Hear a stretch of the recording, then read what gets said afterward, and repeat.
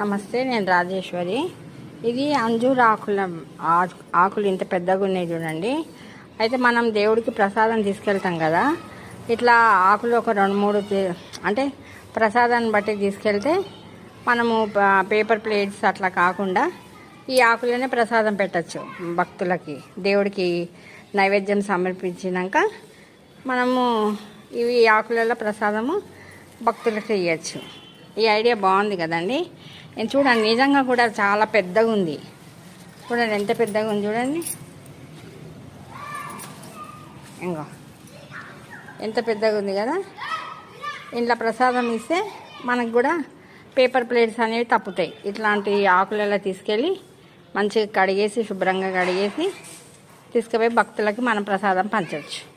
మన ఇంట్లో చెట్లు ఉంటే ఈ ఉపయోగం కూడా ఉందండి. పేపర్ ప్లేట్స్ అట్లాంటివి కొనుక్కోకుండా మనము మన అరటి చెట్టు కూడా ఉంది కదా, ఇవి సరిపోకపోతే అరటి చెట్టు ఆకులు కూడా తెంపి అవి కూడా ప్రసాదం పెట్టచ్చండి. ఈ ఐడియా బాగుంది కదండి. అయితే మీతో షేర్ చేసుకుందామని నేనైతే ఈ ఐడియా చెప్పిన. మళ్ళీ ఇంకేంటంటే అల్లము చాలా బాగా పెరిగిందండి.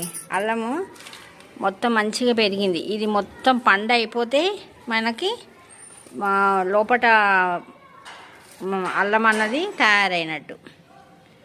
ఇది ఇప్పుడైతే గ్రీన్గా మంచిగా పెరిగింది. ఒకటే గడ్డ పెట్టిన, ఒక్క గడ్డకి ఇన్ని మొలిసినాయి, 4-5 మొలిసినాయి. కాకరకాయలు చూడండి, కాకరకాయలు కాలేదు, కాకపోతే తీగ ఎటేటో పోతుంది. ఇక్కడ ముందు పూత అయితే వచ్చిందండి, ఇంకా పూత అయితే వచ్చింది. ఉండనియండి.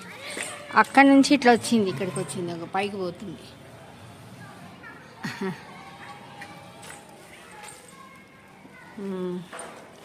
నా వీడియో నచ్చితే లైక్ చేయండి, షేర్ చేయండి, సబ్స్క్రైబ్ కూడా చేసుకోండి. ఓం శ్రీ మాత్రే నమః.